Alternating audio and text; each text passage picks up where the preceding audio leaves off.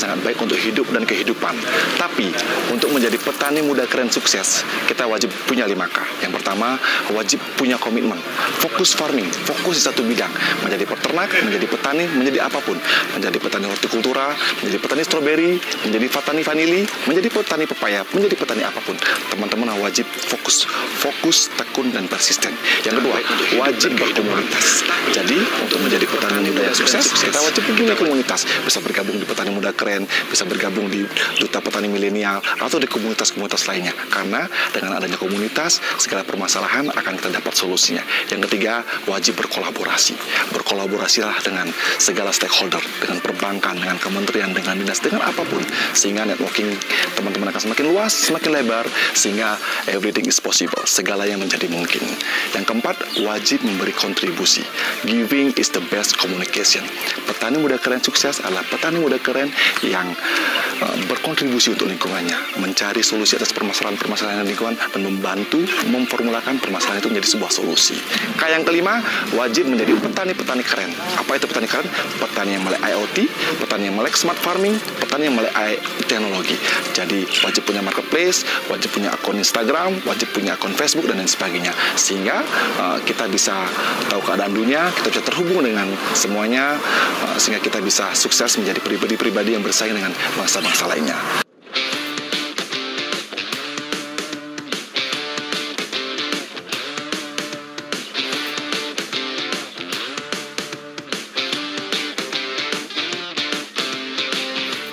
Ekspor menjadi hal yang sangat fundamental yang harus kita target dalam proses development pertanian kita di hilir. Kenapa ekspor? Pertama, karena dengan ekspor kita bisa mendatangkan devisa untuk negara kita. Yang kedua, dengan ekspor kita bisa bertransaksi dengan dunia multinasional. Yang ketiga, tentu saja dengan ekspor kita akan mendapatkan harga yang lebih baik untuk petani kita dan juga untuk aktivitas bisnis kita. Sejak 2017 kami mengekspor ribuan ton buah manggis ke negara Cina, puluhan ton, ratusan ton buah mangga ke Eropa, ratusan ton buah naga ke Timur Tengah. Jadi peluangnya besar sekali, permintaannya besar sekali, demand-nya besar sekali, dan kita juga memiliki supply yang luar biasa di Indonesia. Oleh sebab itulah kombinasi kolaborasi hulu hilir harus terus kita pertahankan. Di hulu, bagaimana petani kita edukasi untuk membuat kualitas, membuat kontinuitas, dan terakhir mengejar kuantitas. Di hilir tentu saja saat kita memiliki kuantitas, produk kita akan diterima oleh negara manapun.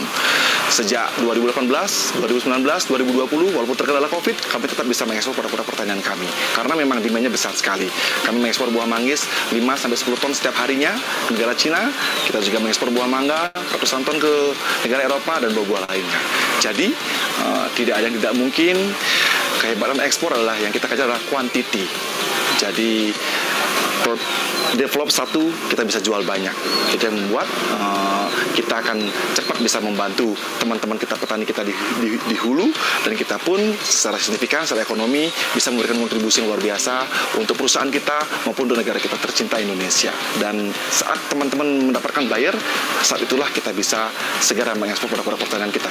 Kopi, kakao, kokopit, arang batok, buah-buah tropis, sayur-sayuran, ikan, tuna, besar sekali potensi kita, banyak sekali. Semuanya bisa diekspor dan semuanya dibutuhkan, karena sampai kapanpun juga manusia akan selamanya butuh makan. Sampai kapanpun juga orang akan butuh pangan. Apalagi negara-negara luar yang tidak memiliki pangan sehebat kita, tidak memiliki buah-buah tropis sebanyak kita. Oleh sebab itu adalah opportunity kita sebagai masyarakat pemuda-pemudi Indonesia.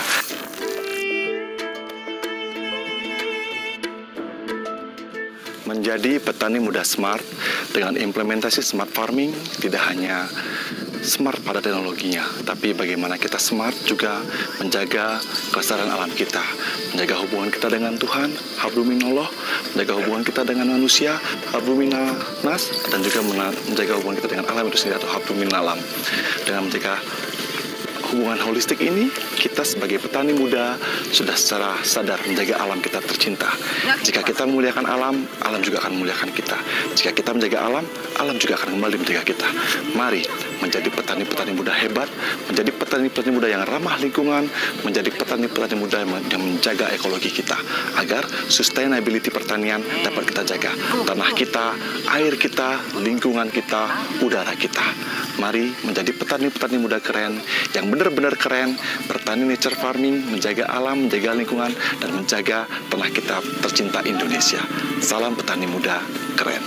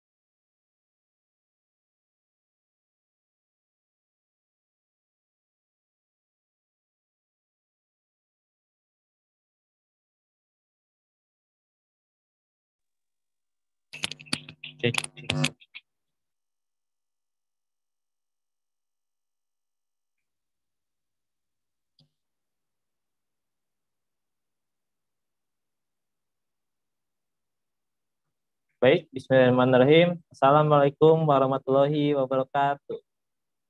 Selamat sore rekan-rekan Mas Friend, sobat Mas Friend yang telah hadir pada webinar Master edisi 7 dengan judul Kupas Habis Cara Meningkatkan Peluang Petani dengan Konten Digital, bagian 2, Target Audience.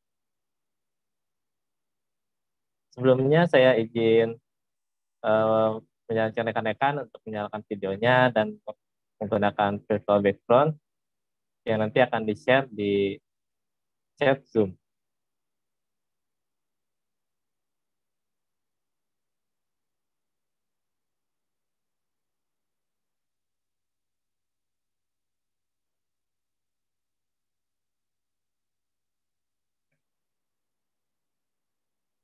Sebelumnya saya izin menyampaikan permohonan maaf dari Ibu Kepala Pusat Pendidikan Pertanian bahwa beliau pada webinar sore ini belum bisa hadir karena suatu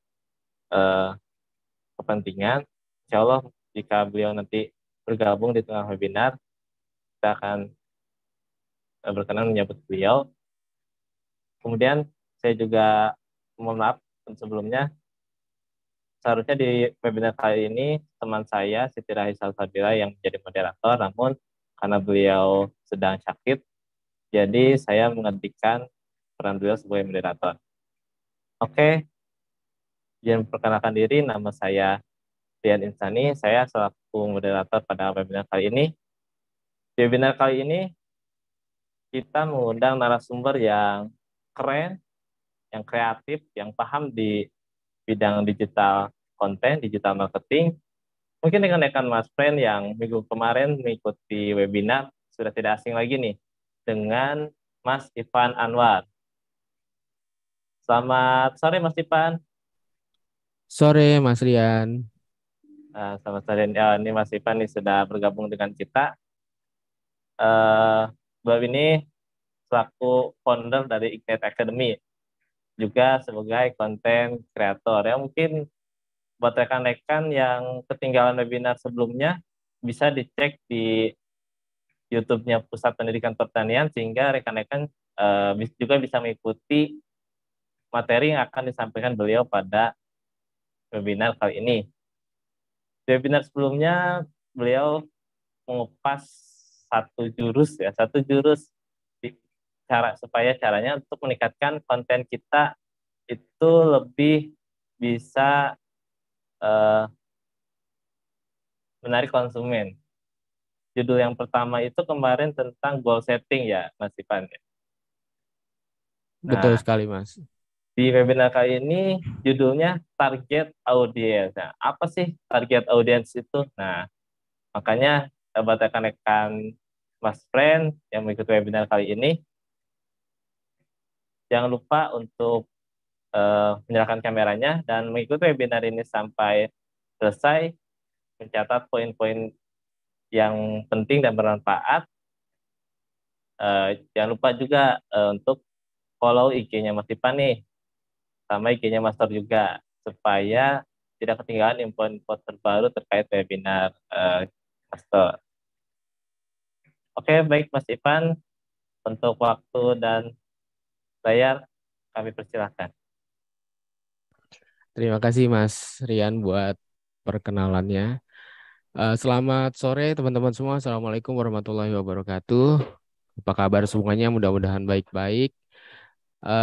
Sebelumnya saya mau ngetes dulu nih Mas Rian. Ini suara dan audio saya aman ya Mas ya? Aman Mas, aman. Aman. Siap. Oke, Mantap. alhamdulillah. Teman-teman absen dulu yuk. Bapak Ibu semuanya dari kota mana aja boleh silakan tulis di kolom chat. Silakan. Kita absen dulu Bapak Ibu semuanya dari mana aja nih.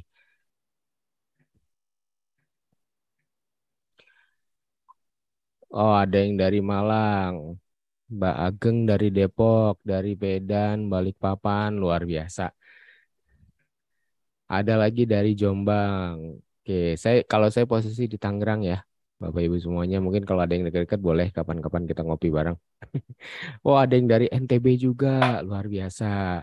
Oke, terima kasih. Sebelum saya mulai, saya mengucapkan terima kasih buat Bapak Ibu yang sudah hadir ke acara webinar ini. Buat Bapak Ibu yang sudah hadir ke acara webinar ini, saya yakin pasti di hari Minggu ini godaannya luar biasa banget kalau mau ikutan webinar, betul nggak? Di hari Minggu ini pasti kan godaannya godaan antara mau jalan-jalan, mau istirahat, atau mungkin nggak apa-ngapain nih. Tapi teman-teman hadir ke sini, ke webinar ini untuk belajar bareng-bareng itu menurut saya luar biasa dan saya salut atas semangatnya. Hari ini kita akan ngebahas tentang masalah target audience. Oke, sebelumnya saya akan coba share screen dulu ya.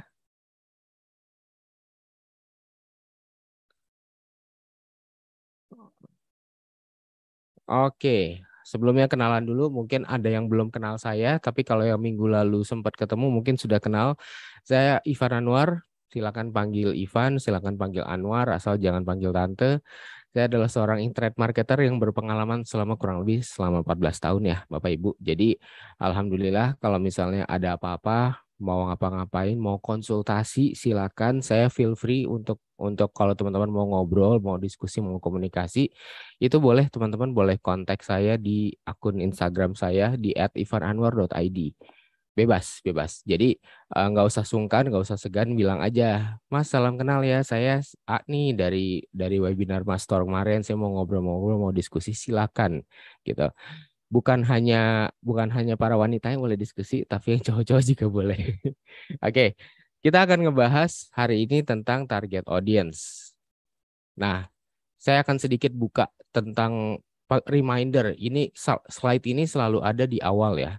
Media sosial adalah media komunikasi.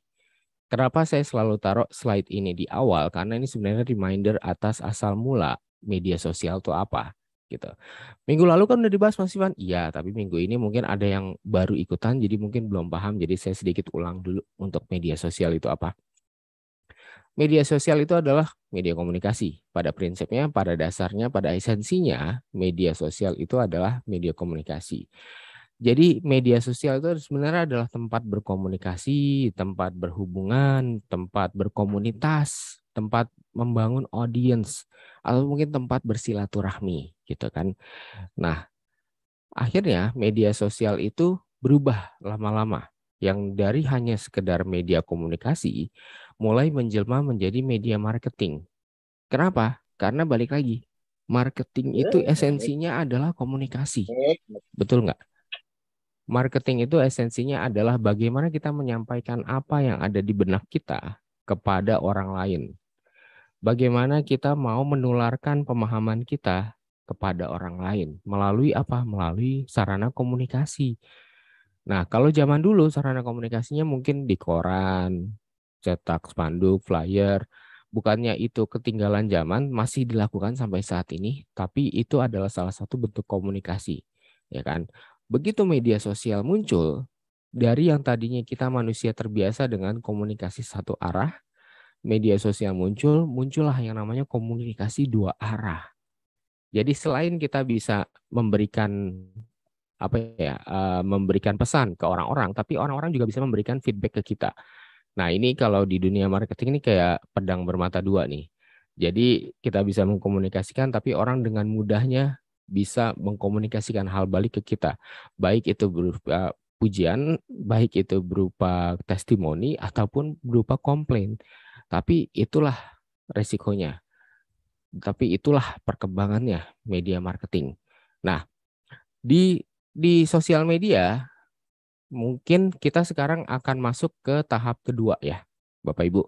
Kalau kemarin kita bahas tentang goal setting, apa itu goal setting? Pada intinya goal setting itu adalah bagaimana kita mencoba set awal, mencoba menentukan apa sih tujuan kita dalam bermedia sosial. Mau ngapain kita bermedia sosial? Tujuannya apa? Buat apa? Ke siapa? Terus nanti kalau misalnya kita di media sosial jadi viral, kita mau ngapain gitu. Nah, itu semua dibahas di pertemuan pertama di goal setting. Kalau misalnya Bapak Ibu nggak sempat nonton yang pertemuan di minggu lalu yang bahas goal setting ini, silakan tadi kalau kata Mas Rian masuk ke YouTube di YouTube ya Mas Rian ya. YouTube-nya Pusat Pendidikan Pertanian ya. Nah, nanti di situ tinggal lihat lagi replaynya dari yang webinar minggu lalu. Jadi di goal setting itu ini sesuatu yang mungkin semua orang sudah tahu, sesuatu yang mungkin semua orang sudah ngerti kalau memulai sesuatu itu ada goal, tapi tidak semua orang sadar untuk melakukannya. Gitu. Banyak banget saya ketemu orang yang ketemu udah jalan usahanya, udah jalan bisnisnya, udah jalan bermedia sosial, tapi begitu saya tanya goalnya apa nggak ada. Nah, itu bahaya banget. Jadi sebelum teman-teman fokus untuk belajar ke materi kedua ini, coba masuk dulu nanti setelah ini ke goal setting ya, supaya lebih terstruktur lagi belajarnya. Oke, sekarang kita membahas target audience. Pertama, ini adalah sebuah slide presentasi, bukan slide presentasi, slide statistik yang dikeluarkan oleh We Are Social dan Kepios. Ini dikeluarkan pada bulan Februari 2022 dan spesifik dikeluarkan untuk Indonesia. Oke, di dalam ini ada statistik yang tentang sosial media platform yang banyak disukai di Indonesia. Oke, pertama WhatsApp. WhatsApp itu megang rekor 35%. Di urutan kedua ada Instagram, megang rekor 22,9%. Kemudian masih Facebook bertengger di nomor 3 di 13,1%, baru disusul dengan TikTok di 91% dan Twitter di 6,4%. Perlu diingat ini adalah statistik yang dikeluarkan di awal tahun ini, Februari 2022, berdasarkan habit orang atau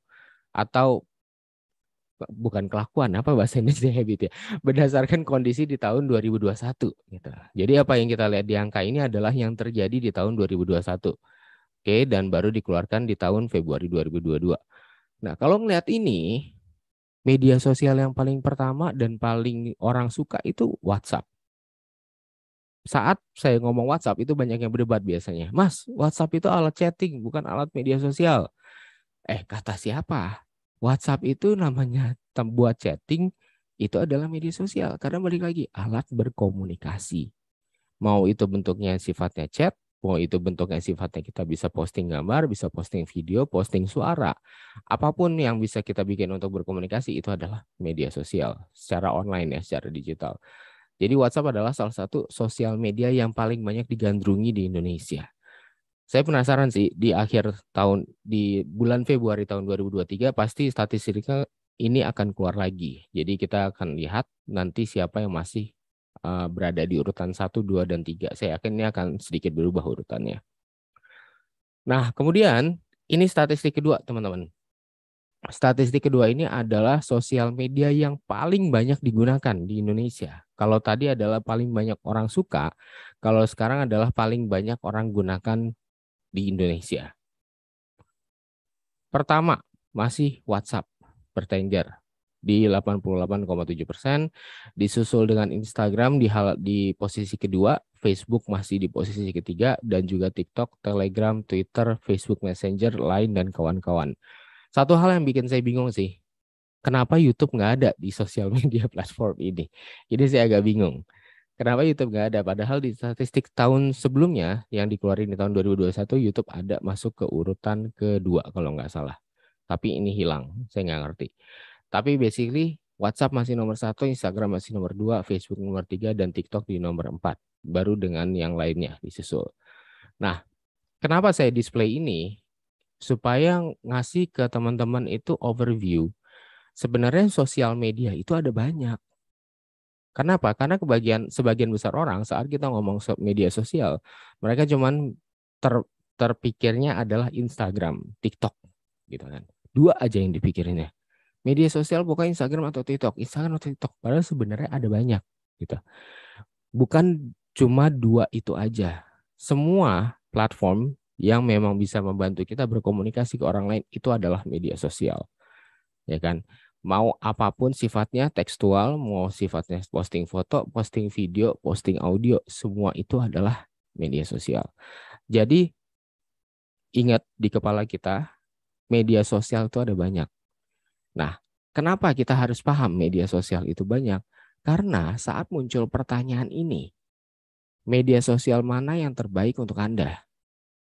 Bapak Ibu saat ini kalau saya tanya, Bapak Ibu sekarang sudah ada yang mulai di media sosial kan? Dan sebagian besar mungkin sudah punya produk kan? Apa yang mau dijual di media sosial? Betul nggak? Nah, coba sekarang saya tanya pertanyaan ini. Apa yang cocok untuk media sosial mana yang cocok untuk menjual produk Bapak Ibu semua secara online? Coba silakan ketikkan jawabannya di kolom chat ya. Media sosial mana yang menurut Bapak Ibu cocok untuk Bapak Ibu jual secara online? Tentukan pilihan Anda sekarang.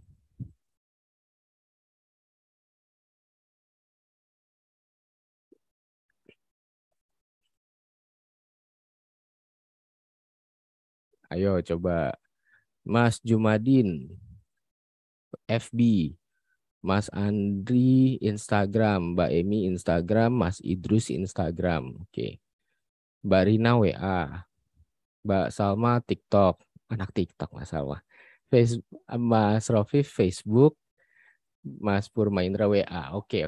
Jadi macam-macam nih sekarang udah mulai ketahuan ya. Macam-macam dan kita mungkin Bapak Ibu menjawab pertanyaan ini karena berdasarkan pengalaman, karena berdasarkan insting, ya kan? Bisa jadi media sosial saya ini kalau saya masuk TikTok itu paling cocok untuk jualan A. Bisa jadi kalau misalnya saya punya bahan baku makanan itu cocok untuk masuknya ke Instagram, ya kan? Mungkin itu insting. Nah, terkadang banyak yang juga akhirnya berdebat. Berdebat dalam arti gini, wah paling bagus untuk jualan itu Instagram. Yang satu lagi bilang enak aja, ketinggalan zaman, yang paling bagus jualan itu pakai TikTok gitu. Ada lagi yang ngotot lagi, gak dua-duanya, paling bagus itu jualan pakai Tinder. Ya, jual apa itu di Tinder, Bapak Ibu? Oke, jadi perdebatan ini nggak akan ada habisnya. Semua orang mengklaim mereka adalah yang terbaik untuk jualan. Tapi sebenarnya jawaban yang paling benar itu adalah ini. Media sosial yang dihuni oleh para target audience Anda. Oke, saya jelaskan sedikit. Mungkin saya izin cerita sedikit. Ini adalah cerita tentang ini pengalaman pribadi saya. Saya kenal dengan seorang ustadz ya. Seorang ustadz. Nah, jadi gini ceritanya. Sekitar 2 tahun yang lalu, kalau nggak salah 2 tahun atau 3 tahun yang lalu, si Pak Ustadz ini datang ke saya.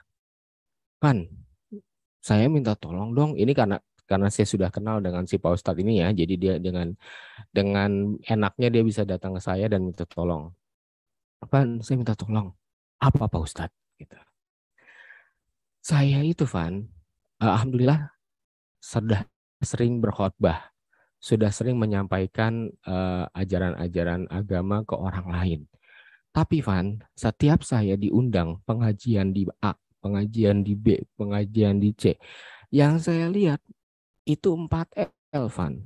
Lo lagi. Mukanya itu terus. Yang datang dia lagi. Ya.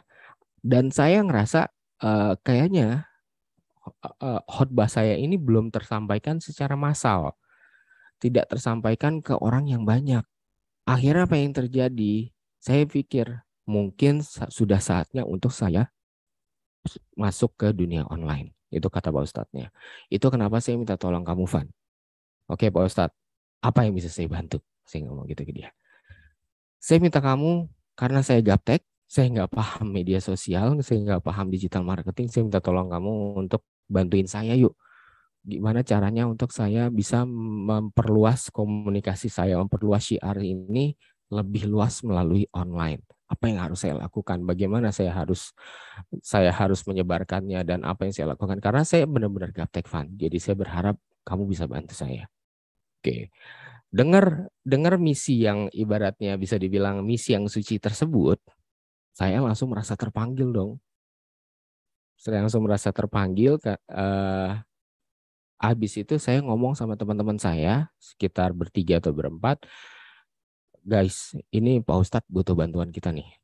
Pak Ustadz ini dia mau berkhotbah secara online, dia mau menyebarkan syiar agama lebih kuat lagi. Gitu. Ini mohon maaf untuk yang non Muslim ya, ini cuma sekedar contoh aja ya. Dia mau menyebarkan syiar agama lebih luas lagi. Gimana caranya kalau kita bagaimana menurut kalian kalau kita bantuin dia? Kebetulan teman-teman saya itu akhirnya sepakat untuk ngebantuin dia.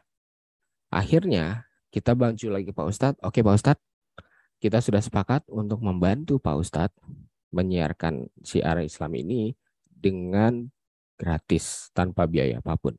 Oke, jadi ibaratnya kita karena misi ini misi yang mulia, kita pikir ya sudahlah kita bantuin tanpa biaya apapun.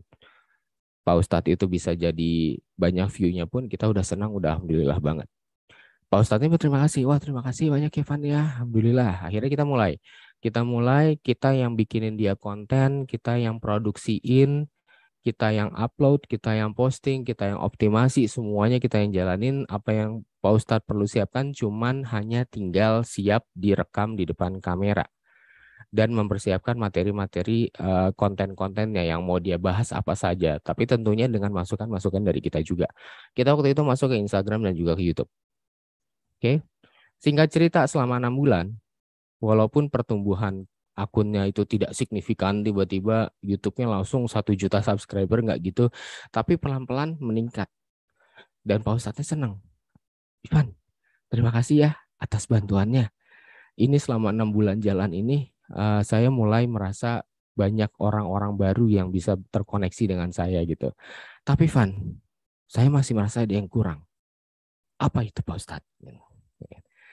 Saya merasa kalau masih ada satu platform lagi yang kita harus masukin. Satu platform lagi. Saya mikir setengah mati tuh. Platform apa ya Pak Ustadz ya? Gitu. Kita harus masuk ke Live Bigo. Wow. Ini yang tahu Live Bigo pasti saat ini langsung cengar-cengir ya. Kalau yang cengar-cengir pasti udah paham Live Bigo itu apa. Bigo Live. Bigo Live itu apa? Si Pak Ustadz ngotot mau masuk Bigo Live. Yang belum tahu Bigo Live for your info itu adalah sebuah platform live streaming yang terkadang yang live streaming itu wanita-wanita miskin yang kekurangan bahan. For your info. Nah intinya si Pak Ustadz mau masuk ke Bigo Live. Masuk ke Bigo Live otomatis saya nentang setengah mati. Kenapa?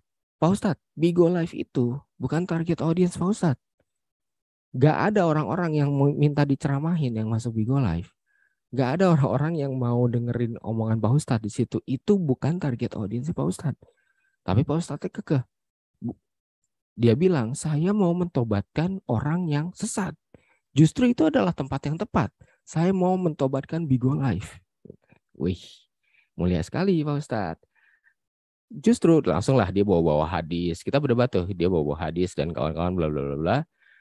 Intinya perdebatan dia itu dia yang menang. Perdebatan kita dia yang menang. Kenapa? Karena saya tidak mampu untuk melawan yang katanya kita mentobatkan orang yang berdosa.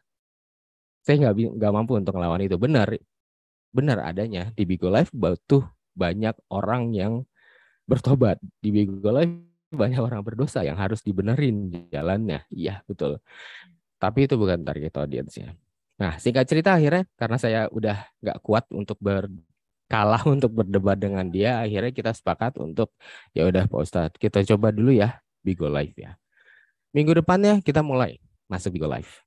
Muncullah live streaming si Pak Ustadz ini untuk pertama kalinya di Bigo Live. Kemudian dengan penuh semangat dan membara dia ngoceh aja tuh di Bigo Live. Saya di belakang layar ngeliatin handphone dan ngeliatin komennya sambil ngelus dada. Ya ampun, itu isinya benar-benar isinya itu nggak layak untuk dibaca. Mungkin bisa dibilang kasar sekasar-kasarnya. Ini yang dibilang netizen julid, ini netizen julidnya parah banget di situ. Tapi saya nggak ngasih tahu Pak Ustadz karena lagi tengah-tengah ngoceh. Jadi saya cuma ngelus dada di belakang layar. Selesai. Gimana Van? Dengan muka semangat. Pak Ustadz, silakan dibaca sendiri. Begitu dibaca sama dia, langsung dia tertunduk dan langsung dari yang senyum tiba-tiba jadi sedih. Tapi memang saya akuin ya, langsung menaikkan kepala lagi, nggak apa-apa. Kita baru pertama kali, kita coba lagi. Akhirnya dia sempat nge-live sampai 2-3 kali. Setelah ketiga kalau nggak salah dia samperin saya lagi dan dia bilang gini, Van, kayaknya kita nggak usah di Bigo Live lagi ya. Kita fokus aja di YouTube. Ya Pak Ustadz itu kan yang saya coba dari kemarin. Itu kan yang saya bilang gitu. Udahlah kita fokus aja. Kita fokus ke platform yang memang merupakan target audience kita. Nah, moral story-nya apa? Jadi Bapak Ibu juga harus bisa menentukan. Kalau kita mau gerilya di media sosial, kita harus paham mana media sosial yang dihuni oleh target audience kita. Jangan sampai tuh kayak Pak Ustadz, kita mau ceramah, otomatis orang yang mau mendengarkan ceramah apakah ada di Bigo Live gitu. Jangan sampai itu terjadi. Saya mau ngetes teman-teman semua nih. Misalnya saya jualan apa ya, mobil Mercedes-Benz misalnya. Misalnya saya jualan mobil Mercedes-Benz, Mercy atau kadang suka disebutnya mobil Eropa yang mahal itu loh. Kalau saya jualan itu, bagusnya saya jualan di media sosial mana? Coba ketikkan di kolom chat jawabannya menurut Bapak Ibu semua. Saya ulang pertanyaannya ya. Kalau saya jualan mobil Mercy atau Mercedes-Benz, mobil Eropa yang mahal, media sosial mana yang sebaiknya saya penetrasi untuk jualan? Coba tulis di kolom chat, monggo Bapak Ibu.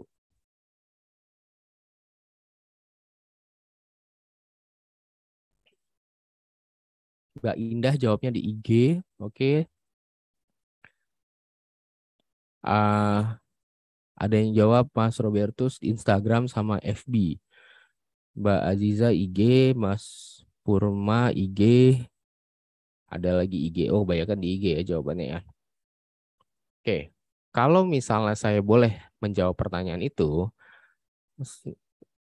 saya tidak akan memilih Instagram, saya tidak akan memilih Facebook, saya juga tidak akan memilih TikTok. Kalau saya mau jualan mobil Mercy, yang akan saya penetrasi adalah LinkedIn atau LinkedIn kan yang orang suka nyebutnya. Kenapa LinkedIn? LinkedIn itu adalah media sosial yang memang target audiensnya itu adalah para profesional, pengusaha dan profesional. Level-level manager, level-level direktur masuk di situ di LinkedIn. Kenapa saya masuk LinkedIn? Orang-orang yang di LinkedIn, para profesional itu, para direktur dan para manajer itu mungkin lebih visible untuk membeli mobil Mercy, ya kan, ketimbang saya masuk ke Instagram yang which is orang masih random ada di Instagram. Ada dari anak kecil, ada anak SMP, ada anak SMA, ya kan. Ada juga yang mungkin orang yang dari level ekonomi menengah ke bawah sampai atas tuh Instagram ada. Tapi kalau di LinkedIn itu sudah jelas dihuni oleh para profesional. Level-level direksi, level-level manajer, atau mungkin para pengusaha. Itu adalah tipe-tipe orang yang kemungkinan besar mau dan punya uang untuk beli Mercedes. Jadi itu yang akan saya masukin. Nah, semoga ini ngebuka pikiran Bapak Ibu semua lagi. Kalau balik lagi, media sosial itu nggak selalu harus Instagram atau TikTok. Oke? Pertanyaannya sekarang adalah, kita harus kenal dulu. Saat kita mau jualan sesuatu, kita harus kenalan dulu siapa target audience kita. Nah, apa sih yang dimaksud dengan target audience? Target audience itu adalah sekelompok orang yang akan mengkonsumsi konten kita, yang akan tertarik dengan konten kita, yang akan berinteraksi dengan konten kita, dan punya daya beli untuk membeli produk kita. Itu adalah target audience. Jadi saat Bapak Ibu taruh konten misalnya di TikTok, semua orang yang nonton video Bapak Ibu di TikTok Itu adalah target audience Bapak Ibu. Tapi kita sebelumnya harus kenalan dulu nih, siapa mereka. Oke. Kalau misalnya Bapak Ibu postingnya di IG, misalnya Instagram, semua orang yang nge-like di Instagram itu, atau mungkin berinteraksi, atau yang mungkin nonton, atau mungkin komen, itu adalah target audience kita. Karena mereka mengkonsumsi konten kita, mereka berinteraksi dengan konten kita. Dan mereka kemungkinan besar punya daya beli untuk membeli produk kita. Sekarang, apa sih bedanya dengan target market? Sama atau enggak? Sama atau beda? Nah, banyak orang yang ketukar. Ini penjelasan saya tentang apa itu target market. Target market sederhana, yaitu sekelompok orang yang akan menggunakan produk kita. Loh, beda apa sama dengan target audience? Beda. Target audience adalah orang yang mengkonsumsi konten kita, dan target market itu adalah orang yang akan menggunakan produk kita. Dua hal yang berbeda ya. Dua hal yang berbeda. Nah, jadi melihat deskripsi itu, target market itu belum tentu adalah target audience kita. Dan target audience belum tentu adalah target market kita. Udah mulai pusing, udah mulai bingung. Saya kasih contoh gini. Misalnya, kaos yang saya pakai, ini saya beli secara online, ya kan? Karena kebetulan saya ngelihat saya nyari kaos, saya beli secara online. Menurut si toko itu yang jualan kaos ini, saya itu adalah target marketnya dan juga target audience-nya. Kenapa? Karena saya nemu konten mereka secara online dan saya beli. Itu saya adalah target market dan juga target audience merangkap. Tapi misalnya kalau saya punya anak bayi, misalnya saya jualan produk bayi, misalnya saya jualan popok bayi ya, apapun mereknya saya jualan popok bayi. Kira-kira target audience dan target marketnya sama nggak? Beda. Yang mau beli produknya itu adalah ibunya. Pasti ibunya, bukan bapaknya. Saya pasti lupa, nggak mungkin saya keingetan beli popok. Ibu-ibu setuju ya? Bapak-bapak nggak akan ingat untuk beli popok sendiri kecuali disuruh. Jadi pasti ibunya, ya kan? Tapi yang pakai popoknya siapa? Anaknya. Jadi ibunya ini adalah si target audience dan anaknya ini adalah si target market. Ibunya ini yang kemungkinan ngelihat Instagram atau ngelihat TikTok, beli tuh popok bayi di situ. Dan akhirnya dikasih ke anaknya untuk dipakai. Jadi beda apa sama? Beda kan? Nah, itu biasanya terjadi di produk anak-anak atau mungkin produk-produk yang mungkin orang nggak mampu untuk beli sendiri, mesti orang lain. Terkadang contoh kedua kayak misalnya cincin tunangan atau cincin nikah. Itu target market dan target audience bisa beda. Target audience-nya mungkin si cowok. Kali ini cowok yang beliin cincin nikah untuk si ceweknya. Cowoknya jadi si target audience, ceweknya jadi si target market karena dia yang menggunakan cincinnya, ya kan? Jadi nggak selamanya target market dengan target audience itu sama. Ada kalanya berbeda. Nah, kita benar-benar harus bisa memilih dan memisahkan mana yang target audience dan mana yang target market. Ini sedikit saya kasih quiz, ya kan? Kalau kita punya target market dan target audience, sekarang harusnya Bapak Ibu udah paham apa sih perbedaannya antara target market dan target audience, ya kan? Nah, mana yang perlu dibidik di media sosial? Apakah saat kita bikin konten di TikTok? Apakah saat kita bikin konten di Instagram? Apakah saat kita bikin konten di Facebook? Kita harus mentargetkan si target market atau si target audience? Coba kasih tahu saya di kolom chat. Mana yang harus kita targetin? Si target market atau si target audience? Mbak Zulaisyah jawabnya target audience. Ada lagi jawaban yang lain? Mana yang harus kita targetkan? Si target market atau si target audience? Mas Idrus, target audience. Mas Salma, target audience. Oke. Mas Salma, Mbak Salma, maaf ya. Oke, betul banget. Yang harus kita targetkan itu adalah si target audience. Kalau kita udah tahu, misalnya kita jualan popok bayi ya. Kita jualan popok bayi, kita udah tahu yang bakal beli si ibunya. Kita udah tahu yang akan pakai si anaknya. Berarti kita harus jualannya ke ibunya, bukan ke anaknya. Otomatis gaya bicara kita, gaya bicara ibu-ibu. Konten-konten kita harus bisa menarik seorang ibu-ibu. Apa yang kita omongin harus bisa berbicara ke itu ibu-ibu gitu. Jangan kita bikin konten untuk menarik perhatian si bayi. Nggak mungkin bisa. Kenapa? Karena si bayi itu ujung-ujungnya nggak mungkin DM kita, Gan. Bisa COD nggak, Gan? Ready stock nggak, Gan? Gitu. Nggak mungkin. Pasti ibunya yang akan ngomong gitu kan. Jadi semua konten kita itu harus bisa sefrekuensi dengan seorang emak-emak.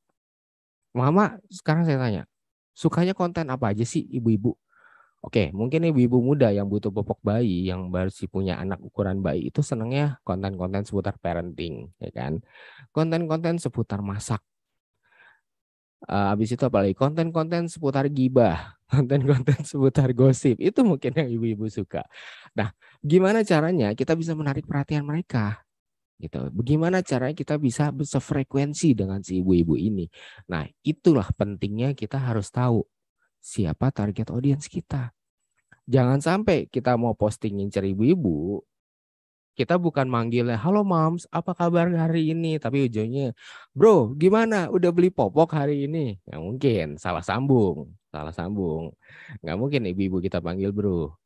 Oke, jadi itu fungsi atau pentingnya kita paham siapa target audiens yang mau kita incar. Nah, pertanyaan berikutnya mungkin akan lebih simple, tapi mungkin jawabannya akan lebih complicated. Kenapa? Karena di sini kita mulai coba menggali atau mencari tahu siapa target audiens kita. Saya udah siapin beberapa pertanyaan, Bapak Ibu. Kalau misalnya Bapak Ibu pegang catatan, pegang kertas atau pulpen, coba silakan mulai dibuka atau disiapkan. Coba catat atau salin semua pertanyaan-pertanyaan yang akan saya sebutkan ini ya. Pertama, pertanyaan secara demografis. Tulis di kertas, apa jenis kelamin mereka? Kita harus tahu nih, cewek, cowok yang kita incer, ya kan? Berapa usia mereka? Nah, kita harus paham lagi. Usia mereka tuh usia berapa? 15 tahun kah? 20 tahun kah? 30 tahun kah? 40 tahun kah? Kenapa? Karena cara kita bicara dengan usia umur 17-an sama dengan orang yang berusia 35 tahun, itu cara bicaranya beda.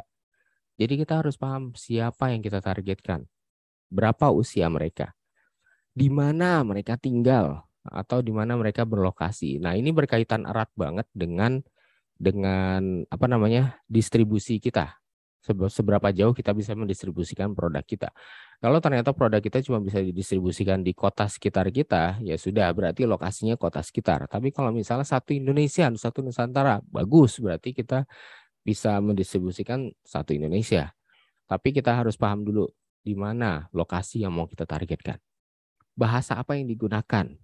Nah, misalnya kalau ada yang dari Bandung misalnya ya, dia mau jualan dan fokus ke kota Bandung, nggak ada salahnya toh bikin konten dengan bahasa Sunda, ya kan? Supaya apa?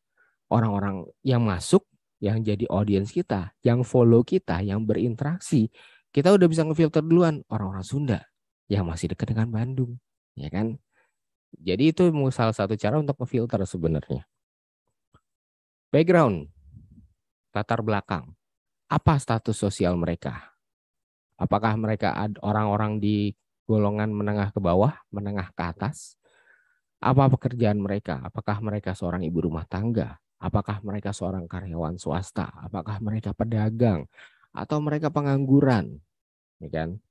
Apa status hubungan mereka? Apakah mereka sudah menikah? Apakah mereka belum menikah? Apakah mereka jomblo? Apakah mereka tunangan? Ataukah mereka seorang duda gitu? Kemudian buying behavior. Buying behavior ini adalah perilaku pembelian mereka. Produk apa yang suka dikonsumsi sama mereka? Jadi di luar dari produk kita, mereka suka konsumsi produk apa sih? Biasanya kita akan nemuin satu pola khusus. Ternyata mereka semua ini suka beli produk A loh. Entah kenapa jadi target audiens saya ini suka beli juga produk A. Suka ada polanya kalau misalnya diurutin. Dan kemudian kita jawab lagi, di mana mereka beli produknya. Kalau ternyata mereka suka konsumsi produk A dan mereka belinya di Mastor, ya kan? Ya berarti bagus dong kalau kita jualan juga di Mastor, betul nggak? Nah, di sini kita harus tahu, kalau mereka ternyata banyak kan beli produknya di Mastor, ya berarti kita juga harus masuk ke Mastor. Jangan sampai kita malah jualan di tempat yang salah. Jangan sampai kalau kemarin saya bilang itu kita jualan obat sakit mah ke orang yang lagi migrain, ya kan? Jadi kita harus tahu mereka itu biasanya beli produknya di mana dan produk apa yang suka dikonsumsi.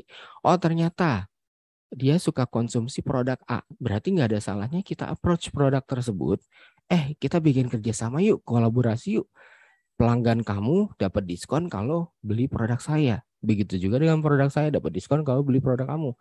Kolaborasi kita. Ya kan, dengan ini otomatis kita bisa jadi mapping juga. Siapa sih calon-calon potensial kerjasama yang bisa kita jalin ke depannya? Sosial media. Nah, ini yang sempat saya mention tadi. Kita harus paham media sosial mana yang mereka suka dan media sosial mana yang mereka tidak suka. Jangan sampai kita salah sasaran. Nah, ini pertanyaan dasar nih ya, Bapak Ibu. Ini pertanyaan dasar yang sebenarnya harus dijawab sebelum kita mulai menggali lebih jauh. Harusnya dengan menjawab beberapa pertanyaan sederhana ini, Bapak Ibu sekarang udah kebayang. Oh, gue udah paham sekarang target audiensnya siapa aja. Kan? Nah, kita akan gali lebih dalam lagi ya, Bapak Ibu ya. Kita akan gali lebih dalam lagi, akan ada beberapa pertanyaan lagi yang lebih akan sulit untuk dijawab oleh Bapak Ibu, saya yakin. Pertama, harapan dan impian. Widih. Harapan apa? Jadi orang kaya pasti gitu gue ya kan. Harapan dan impian. Kita harus tahu nih, ini agak lebih ke product base ya. Agak lebih masuk ke product base. Karena target audience adalah orang yang kemungkinan membeli produk kita. Jadi kita harus tahu nih, apa sih harapan mereka dengan mereka membeli produk kita? Kalau misalnya ternyata mereka membeli produk dari, misalnya saya beli mouse ini yang saya pegang gitu kan. Saya berharap dengan saya menggunakan mouse ini, saya bisa bekerja dengan lebih cepat dan lebih lancar. Itu harapan saya. Nah, apa kira-kira harapan orang saat mereka membeli produk Anda? Kedua, apa impian yang mau mereka capai? Ingat ya, semua orang membeli sebuah produk itu karena suatu alasan. Kalau misalnya dia beli tanpa alasan, itu mungkin orang kebanyakan duit atau lagi gabut. Tapi basically, kalau mau beli sesuatu pasti ada alasannya. Mereka berharap mendapatkan sesuatu. Mereka berharap bisa mencapai impian mereka. Mereka mempunyai ekspektasi terhadap produk ini. Gitu. Itu sudah pasti karena semua produk di seluruh dunia ini adalah solution based product. Jadi produk yang memberikan solusi buat kita semua. Sudah pasti, nggak mungkin ada produk di dunia ini yang bukan solution based. Solusi atas apa? Nah, ini yang kita harus cari, ini harus kita gali. Jadi kita harus jawab semua 3 pertanyaan dulu ya. Harapan mereka apa saat membeli produk kita? Apa impian yang mereka mau capai dengan membeli produk kita dan apa ekspektasi mereka dengan membeli produk kita? Ini saya yakin jawabannya udah mulai susah nih. Nggak kayak tadi. Tadi mah gampang. Usianya berapa? 20 sampai 35. Lokasi di mana? Jakarta gitu. Sekarang giliran ditanya ini mulai abstrak mau jawab, betul nggak? Berikutnya, pain and fear. Pain ini rasa sakit dan fear ini rasa takut, ya kan? Kita harus paham apa pain mereka, apa fear mereka, apa rasa takut mereka. Nah, coba jawab pertanyaan ini. Apa penderitaan mereka saat ini? Maksudnya gimana nih? Mereka membeli produk kita karena sebuah solusi kan? Betul nggak? Otomatis mereka butuh solusi karena ada sesuatu, ada satu masalah atau ada penderitaan yang mereka alami. Contoh kecil, balik lagi mouse yang saya pakai. Atau gini deh, kacamata yang saya pakai. Saya beli kacamata karena saya harus pakai kacamata. Penderitaan saya kalau saya nggak pakai kacamata, saya ngelihatnya nggak jelas. Otomatis bikin saya pusing gitu. Ini penderitaan saya kalau saya nggak pakai kacamata. Apa penderitaannya kalau misalnya mereka nggak beli produk Anda? Next, apa yang mereka takutkan kalau mereka gagal? Apa yang saya takutkan kalau saya nggak pakai kacamata? Sebenarnya kalau boleh dibilang saya nggak suka banget pakai kacamata. Capek matanya.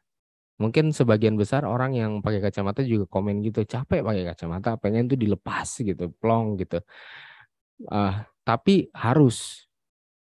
Dan saya kalau misalnya saya paksain, kalau saya gagal pakai kacamata, saya nggak mau pakai kacamata, ujung-ujungnya apa?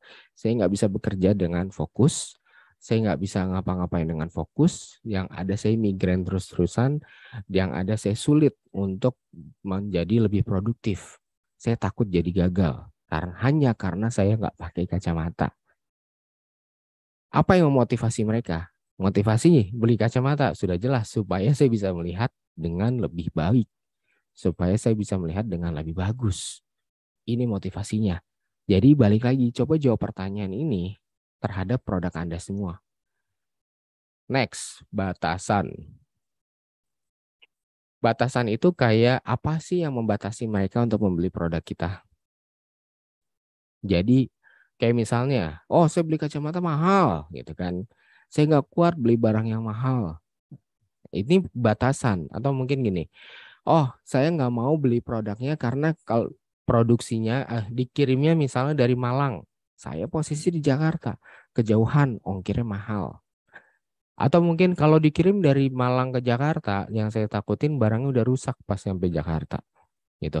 Coba di list, apa aja sih yang membatasi mereka dari membeli produk kita?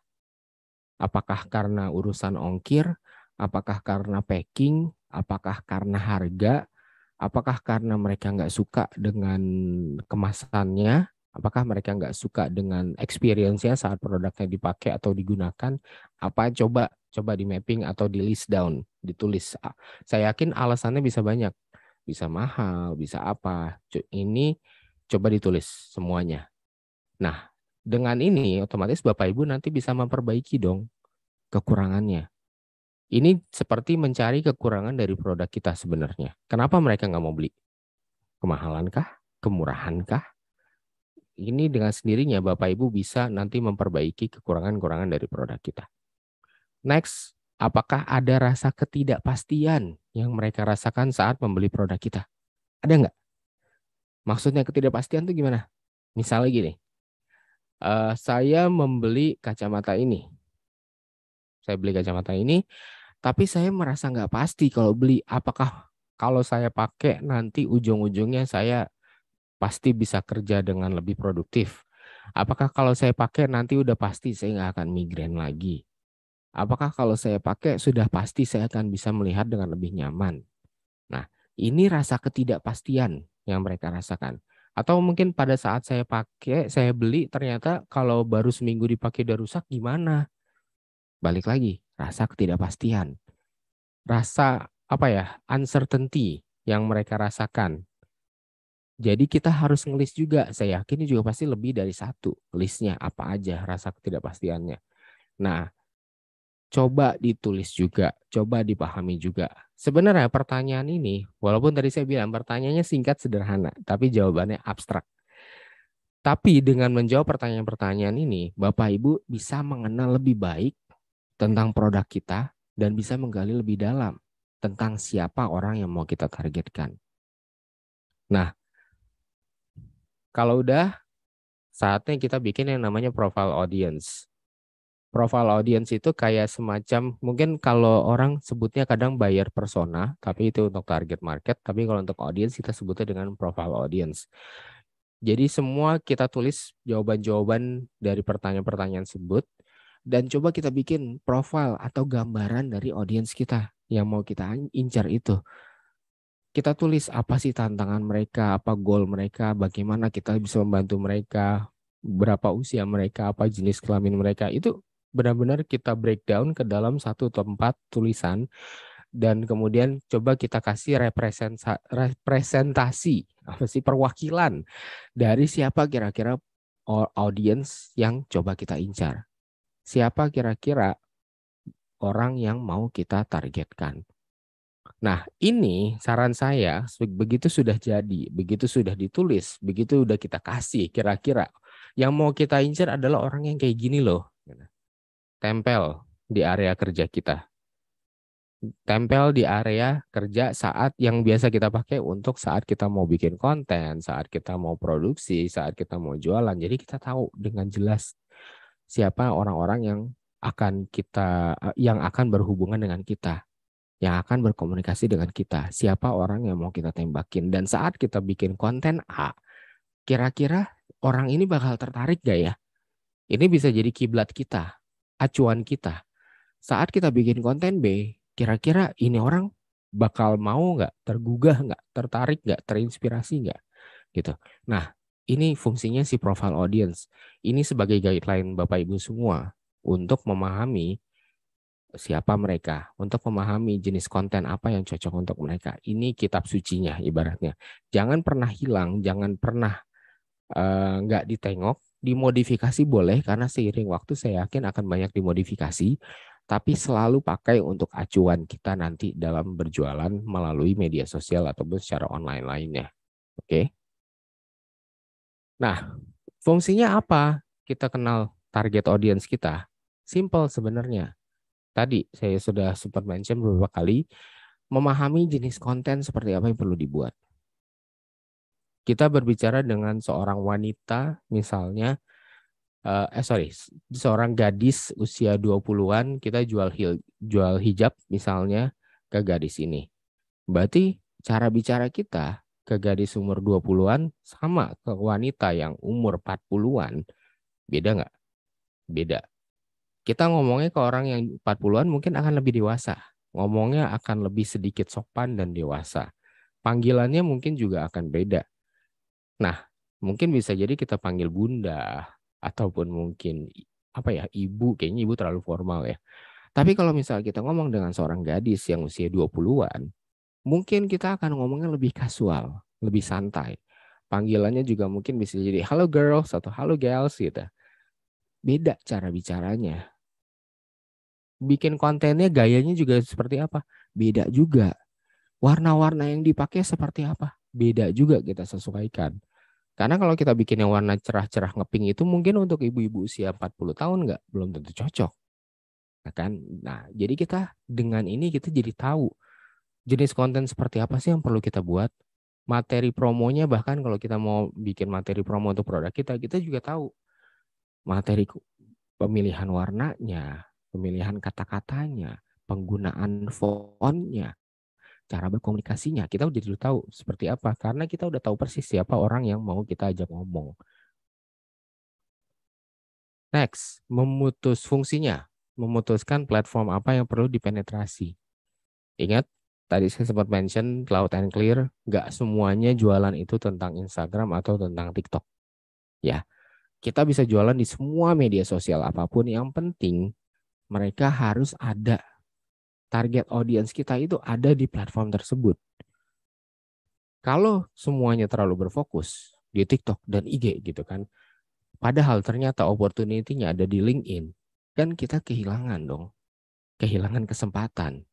Nah, tapi Van, kalau saya konten atau misalnya saya jualan di semua tempat nih. Saya jualan di IG, saya jualan di TikTok, saya jualan di marketplace, saya juga jualan di Monster juga. Itu gimana? Apakah saya harus jualan ke semua tempat yang saya bisa temuin? Boleh kalau kita sanggup, Bapak Ibu. Kalau kita punya tenaganya, kalau kita punya karyawan yang bisa ngebantu kita dengan banyak untuk melakukan hal itu, saya akan ngomong silakan. Semakin banyak kanal yang bisa kita masukin, itu semakin bagus. Mau masuk ke YouTube, mau masuk ke Facebook, mau masuk ke WhatsApp, mau masuk juga ke IG, semuanya dimasukin, silakan. Asal kita punya manpower-nya untuk melakukannya.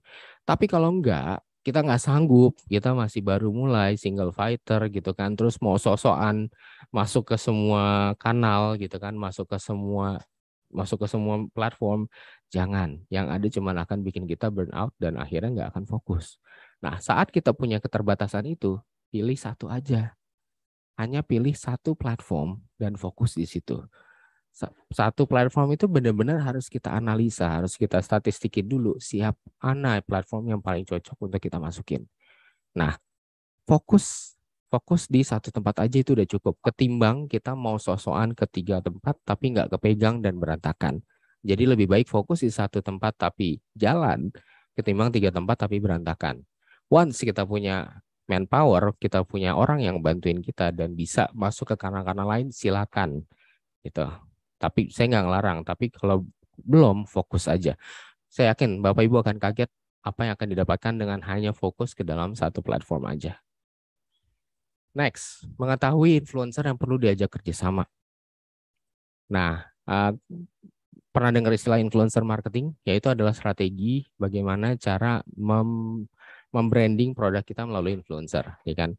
Misalnya kita mau endorse seseorang, kadang ada banyak orang yang salah paham. Endorse hanya karena followernya gede. Ya, saya ada orang yang cerita ke saya, Van, gue kemarin habis endorse Nikita Mirzani. Terus bagus gak? Zong, gak ada yang beli sama sekali. Emang lo jualan apa? Mainan anak-anak. Menurut Bapak Ibu semua nyambung nggak? Produk mainan anak-anak endorse ke Nikita Mirzani. Kalau mungkin dia mau endorse-nya produk-produk apa ya? Mungkin produk-produk yang sedikit dewasa, mungkin cocok. Tapi kalau misalnya mainan anak-anak enggak. Nah, inilah fungsinya saat kita mau pilih influencer mana yang kita mau ajak kerjasama. Pilih yang sesuai dengan target audience kita. Lihat followernya mereka atau audiensnya mereka itu apakah masuk atau serupa dengan audiens kita. Kalau serupa, bagus. Kalau nggak serupa, jangan coba-coba. Kedua, apakah si influencer ini bisa mewakili produk kita? Karena kan dengan dia endorse, berarti kan dia secara tidak langsung tuh mewakili produk kita loh. Ya kan? Jangan sampai ujung-ujungnya kita jualan hijab, minta endorse-nya ke orang-orang yang suka buka paha gitu kan. Nggak mungkin, nggak nyambung. Mereka nggak akan bisa mewakili produk kita. Orang kerjanya tiap hari pamer paha, suruh endorse hijab. Nah, jadi kita harus paham si influencer ini target audiensnya sesuai, bisa mewakili produk kita. Dan ketiga, ini sedikit bocoran. Yang ketiga ini, pahami apakah mereka punya engagement rate yang tinggi. Maksudnya gimana? Nih, kayak waktu itu saya sempat ketemu satu influencer yang dia bilang dia mempromosikan akunnya dia lah intinya. Akun gue bagus gini-gini. Jadi kalau misalnya mau endorse silakan bla bla bla bla bla. Saya lihat akunnya, followernya 60.000, 70.000. Oke, kalau nggak salah 60-70 saya lupa. Kisaran itulah.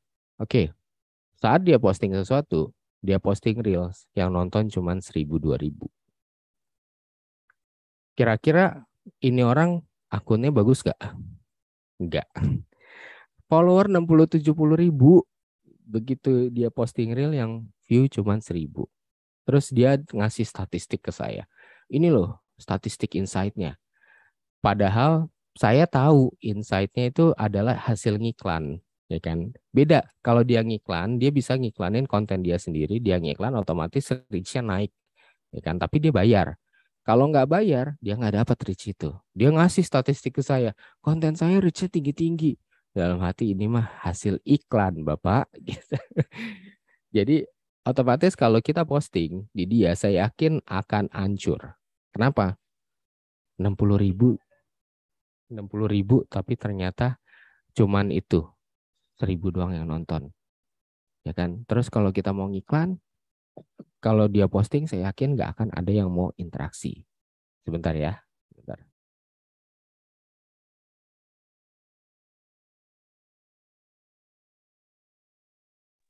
Maaf sebentar.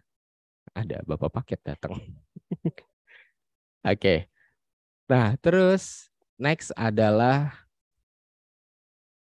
optimasi iklan media sosial dengan lebih praktis. Nah, salah satu kendala orang mau ke iklan di media sosial, satu pasti kendalanya saya yakin semua orang itu mereka takut boncos, ya kan? Takut ngeluarin duit dan gak mau ngeluarin uang, takut boncos. Setuju nggak? Nggak berani coba-coba, nggak berani gimana. Tapi itu sebenarnya cuma masalah mental. Cuman bisa diatasin hanya dengan satu trik khusus, yaitu dengan budgeting. Nah, tapi hubungannya dengan target audience itu apa? Simple. Saat langkah budgeting tadi sudah terlampaui, saat kita benar-benar mau pasang iklan di media sosial, kita pasang iklan di TikTok, kita pasang iklan di Instagram, kita pasang iklan di Facebook, pertanyaan pertama yang akan mereka ajukan ke kita adalah siapa yang mau kita tembakin iklannya? Itu adalah pertanyaan yang akan mereka tanyakan saat kita mau setting iklan. Kita mau tembakin iklannya ke siapa? Cowok, cewek, usia berapa, lokasi di mana, udah nikah atau belum, apa yang mereka suka, itu semua ditanyain saat kita mau bikin iklan. Nah, kebanyakan orang yang nggak paham siapa target audience mereka saat di fase ini, mereka cuman pakai feeling, pakai insting. Oh, kira-kira pilih aja cowok usianya umur 20 sampai 35 tahun. Dia pilih cowok padahal dia jualan kerudung. Instingnya ngaco itu. Jadi, nah, apa ya? Banyak yang akhirnya bingung saat mau masang iklan siapa target audience yang akhirnya nggak jadi pasang iklan atau mungkin tetap nekat pasang iklan tapi hasilnya nggak bener. Akhirnya apa yang terjadi Bapak Ibu? Boncos. Oke. Jadi itu kenapa? Balik lagi, fundamental setelah Bapak Ibu goal setting, saatnya Bapak Ibu mengenal siapa target audience yang Bapak Ibu mau incar. Kita nggak bisa jualan ke semua orang, kita nggak bisa jualan salah sambung, kita hanya bisa jualan ke target audience kita. Karena jualan zaman sekarang nggak kayak zaman dulu. Dimana kalau zaman dulu itu kita jualan ke semua orang. Seorang sales mobil, kalau ketemu orang dikit nggak tahan untuk nggak ngasih kartu nama. Ya kan? Nggak tahan untuk nggak ngasih flyer. Begitu bubaran masjid atau bubaran gereja, langsung flyer disebar-sebar. Kenapa? Karena itu adalah mereka mencoba jualan ke semua orang. Padahal yang benar adalah jualan ke orang yang memang butuh. Jualan obat sakit mah ke orang yang memang sakit mah. Kita mancing ikan lele jangan di tengah laut. Gitu. Nah, jangan sampai kita menghabiskan waktu kita mentargetkan orang yang udah pasti nggak mau beli produk kita. Jadi mendingan kita targetkan effort kita, usaha kita ke orang yang sudah pasti dia mau beli produk kita. Nah, itulah fungsinya kita memfilter semuanya dengan memahami siapa target audience kita. Saya akhiri ngobrol-ngobrol ini dengan quote dari Dan Kennedy. We are all in a relationship business, not a product business. Dia bilang gini, Dan Kennedy ini adalah salah satu marketing coach legendaris dan dia sudah meninggal di tahun ini kalau nggak salah sudah almarhum. Dia bilang gini, kita semua ada di bisnis relasi, bukan bisnis produk. Kenapa dia bilang gitu? Karena dia sadar ini tuh bisnis relasi. Dengan kita kenal siapa yang kita ajak berbisnis, siapa yang mau kita jualin, kita bisa lebih berkembang ketimbang kita hanya tahu apa produk kita. Semoga Bapak Ibu bermanfaat atas semuanya. Kalau ada apa-apa silakan boleh connect dengan saya di Instagram @ivananwar.id, ada YouTube saya Ivan Anwar dan juga web saya di ivananwar.id. Mohon maaf kalau ada salah-salah kata. Terima kasih, selamat sore dan Assalamualaikum warahmatullahi wabarakatuh. Saya kembalikan ke Mas Rian untuk tanya jawab ya, Mas silakan. Oke, terima kasih Mas Ivan. Materinya luar biasa sekali ya. Kita ini untuk bikin konten tuh harus benar-benar ditentuin dulu target audiensnya tuh siapa gitu. Jangan sampai kita salah sasaran dan juga kita jangan sampai salah menentukan toolnya atau sosial media apa yang akan kita gunakan untuk menentukan target audiens kita. Oke, mungkin kita masuk ke sesi tanya jawab aja ya Mas Ivan. Masih ada waktu cukup luang ya karena tadi kita mulai lebih awal.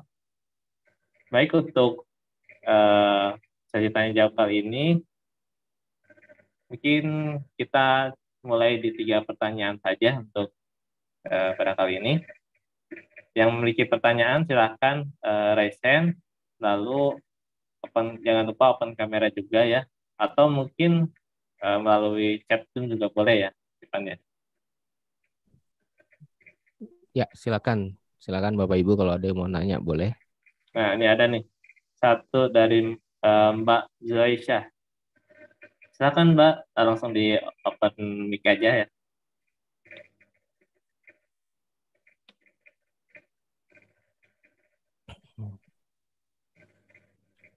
Mbak Zulaisa masih ke-mute kayaknya itu, Mbak.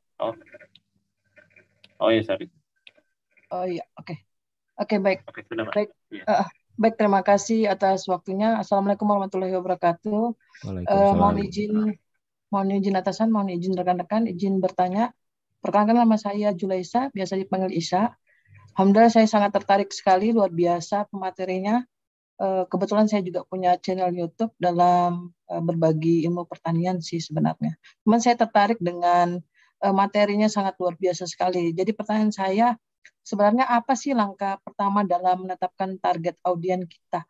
Kemudian bagaimana cara kita mengenali target konsumen secara sedikit saja. Terima kasih. Assalamualaikum warahmatullahi wabarakatuh.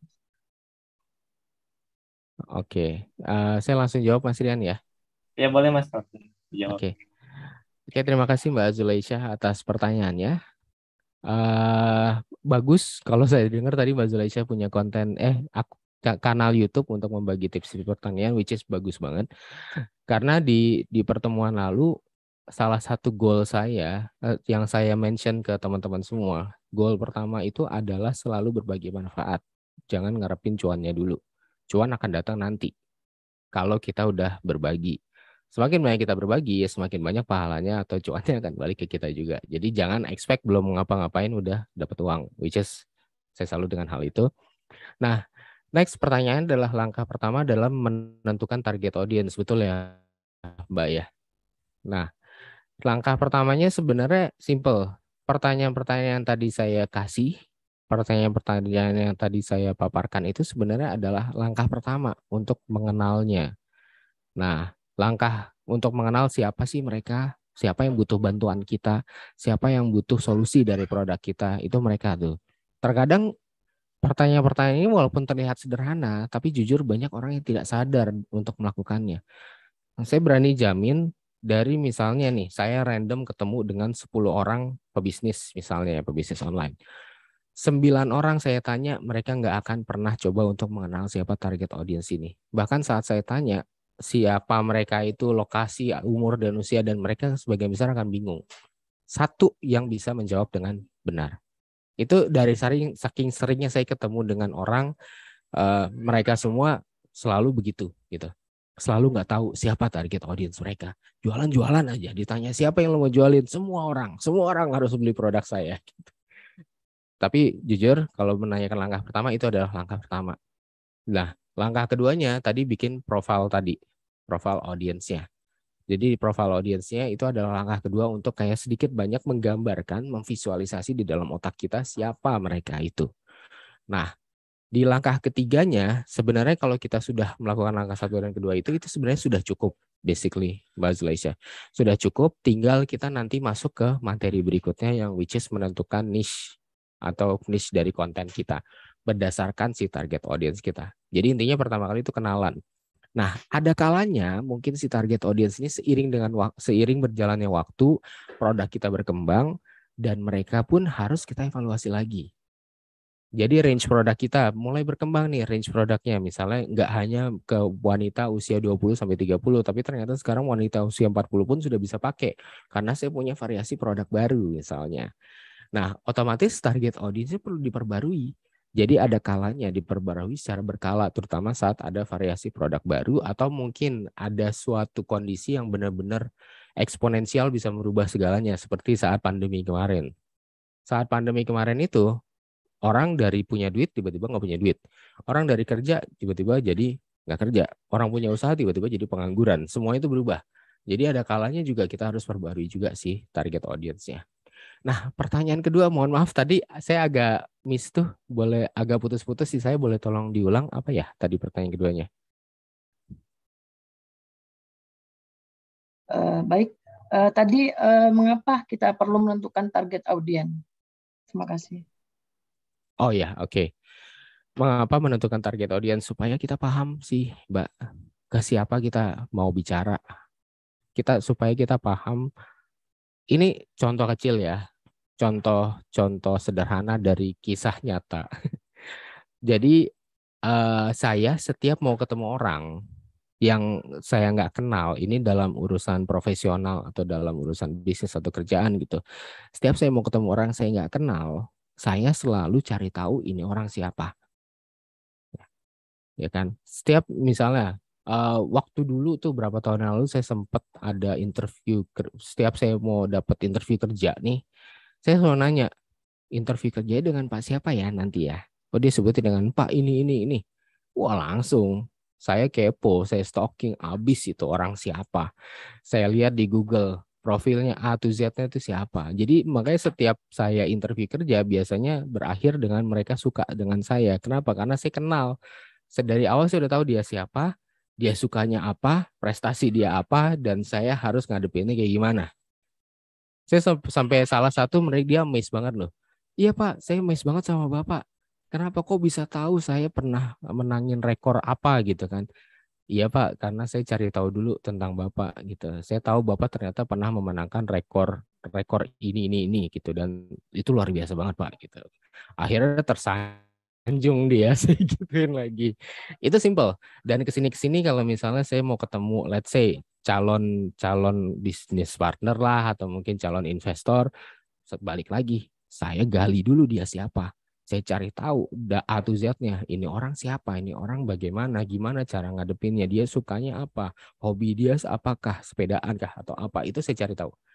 Jadi saat saya berhadapan face to face, saya paham saya ngobrol dengan siapa. Nah, kalau di online, di media sosial, kita bukan face to face. Tapi dengan kita konten itu sama aja dengan kita berbicara ke orang lain. Sama aja kita ngobrol atau berkomunikasi dengan orang lain. Jadi kita harus paham siapa yang kita ajak bicara. Jadi semoga terjawab Mbak Zulaisha ya. Luar biasa sekali. Terima kasih banyak Bapak. Sama-sama. Silakan Mas Rian. Oke, terima kasih Mas Ivan untuk jawabannya sudah cukup jelas ya Mbak Zulaisha. Siap, Oke. luar biasa sekali. Oke, mantap nih. Selanjutnya penanya yang kedua ini ada yang lewat chat Zoom, Mas Ivan, izin saya membacakan mungkin. Cuman ini katanya agak tidak menyambung dari tema, ya barangkali Mas Ivan bisa menjawab ya. Silakan Mas. Pertanyaannya dari Mas Yoga Mitra Pratama. Gimana sih caranya memulai usaha bagi mahasiswa yang duit jajannya aja masih kesulitan? Ada nggak jenis usaha yang worth it dengan keadaan tersebut? Nah, gimana nih tipsnya dari Mas Ivan?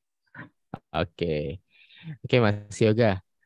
Sebelumnya salam kenal Mas Yoga. Pertanyaannya walaupun tidak berkaitan dengan tema tapi berbobot ini jujur, dan mungkin sebagian besar banyak yang tertarik juga mendengar jawabannya. Makasih udah nanya loh. Oke, zaman sekarang Mas, kalau saya boleh bilang, kalau dia sampai nggak kerja jadi pengangguran, saya akan bilang dia itu pemalas. Ini mungkin kedengarannya kasar, kedengarannya harsh, tapi itu benar. Kenapa? Zaman sekarang pengangguran, nggak punya kerja, tinggal daftar jadi ojol, ya kan? Pas uangnya upload Sorry, mungkin tadi ada gangguan. Kalau nggak punya kerjaan, nggak punya usaha, nganggur, tinggal daftar jadi ojol, ya kan? Ojol ini paling gampang banget. Habis itu modalnya motor doang. Gak punya motor saya Mas. Ojol sekarang udah punya program yang namanya sewa motor, gitu. Jadi tinggal sewa, bayar, setoran, selesai. Nah, itu cuma salah satu contoh ya Mas. Tapi di luar ini, kenapa saya bilang ke orang zaman sekarang kalau pengangguran itu pemalas? Karena banyak sekali kesempatan yang bisa kita dapatin, terutama di dunia online sekarang ini. Di dunia digital saat itu banyak banget kesempatan. Salah satunya tadi si ojol itu.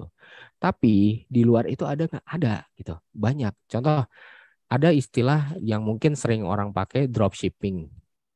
Dropshipping yaitu misalnya saya punya barang, Mas Yoga nanti yang jualin barang saya.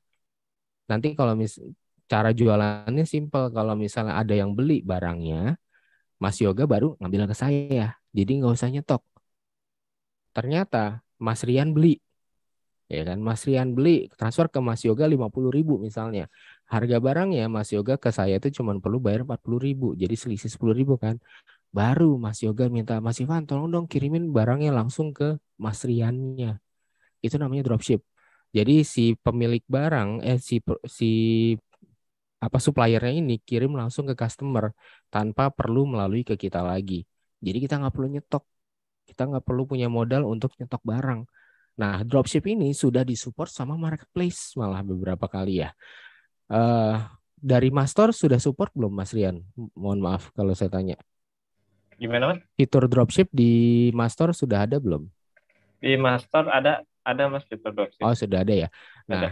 berarti di Mastor sudah disupport juga tuh fitur dropship. Jadi walhasil kita bisa jualin barang, misalnya kita jualin di Instagram atau TikTok, barangnya kita ambil dari Mastor, Mas.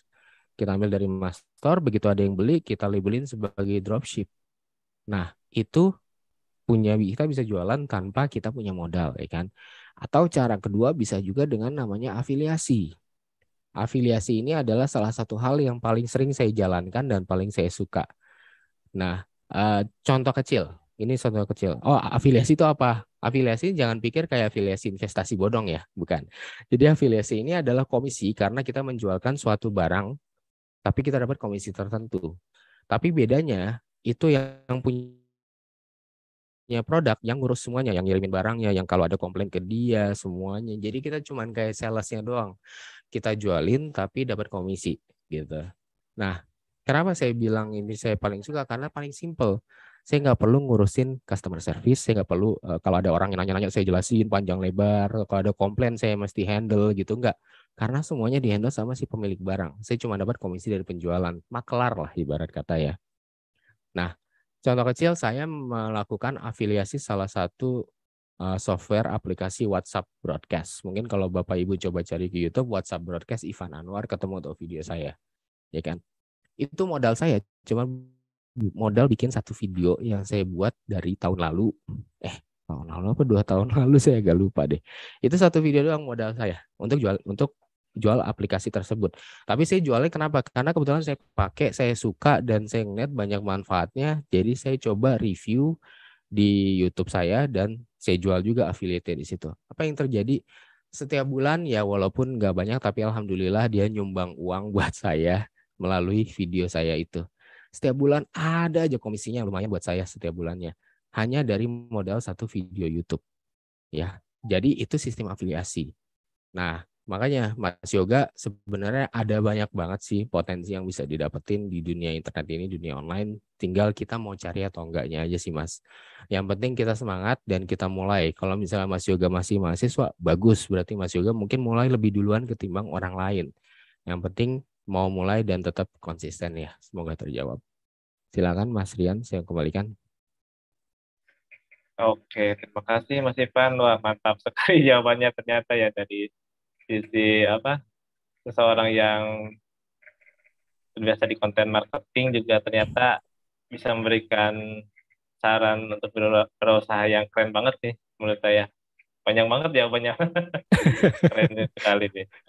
Tukang ngoceh Mas, mohon maaf. Ya, beberapa kali tuh kata Mas Yoga. Terima kasih Mas Ivan. Oke. Selanjutnya dari penanya ketiga nih. Mungkin yang terakhir ya karena waktu sudah cukup sore. Dari akun Boer Natural. Izin bertanya, kalau orang beli produk kita cuma sekali, apakah itu target audiens kita? Oh iya, gimana cara menjaring target yang berpotensi beli lagi, atau pelanggan setia, atau mungkin gimana caranya supaya Repeat order. ini repeat order ya, seperti itu Mas Ivan. Silakan Mas Ivan. Oke, thank you Mas Rian. Ini good question juga. Kalau pertanyaan pertama ini ada 2 pertanyaan kalau saya lihat. Apakah kalau misalnya dia beli sekali, apakah dia target audience kita? Itu jawabannya iya. Kenapa? Karena dengan dia membeli produk kita berarti dia berminat dan butuh dan ada alasan dia membeli produk kita. Nah, kalau gimana caranya kita mau dia beli lagi? Nah, ini yang agak tricky. Agak tricky-nya kenapa? Karena untuk beli lagi berarti kita berharap terjadi repeat order. Dan untuk orang beli lagi berarti kita expect dia suka dengan produk kita atau mendapatkan solusi yang dia expect, mendapatkan harapan yang dia harapkan dari membeli produk kita. Kalau itu terjadi, ekspektasi dia akan produk kita sesuai, solusi yang kita bisa berikan sesuai, maka biasanya orang akan beli lagi. Tapi ada salah satu cara yaitu dengan membangun database untuk bukan memastikan sih, untuk menambah yang namanya repeat order. Membangun database itu apa? Jadi kita menyimpan atau membangun database dari semua prospek ataupun pelanggan kita. Nah, istilah ini dikenal di digital marketing sebagai list building atau membangun list. Saya pribadi, ini sekedar contoh ya, saya pribadi itu kalau misalnya Bapak Ibu masuk ke akun Instagram saya nih, masuk ke akun Instagram saya, masuk ke link bio saya, terus di situ Bapak Ibu bisa download, ada ebook gratis, ada webinar gratis, atau mau ikut e-course juga boleh. Tapi saya kasih gratisan, saya kasih ebook, saya kasih webinar. Fungsinya untuk apa? Untuk list building. Jadi saat Bapak Ibu klik dan masuk ke situ, Bapak Ibu akan diminta untuk masukin nama dan email kalau mau e-booknya. Atau kalau mau nonton webinar gratis dari saya, masukin nama dan email. Udah, nanti habis itu dikirimin aksesnya untuk nonton webinar atau dikirimin akses untuk baca e-booknya. Gratisan memang saya kasih. Dan mungkin banyak orang pikir ngapain sih lu ngasih-ngasih barang gratis, ya nggak masalah ya. Kan saya kasih ilmu toh.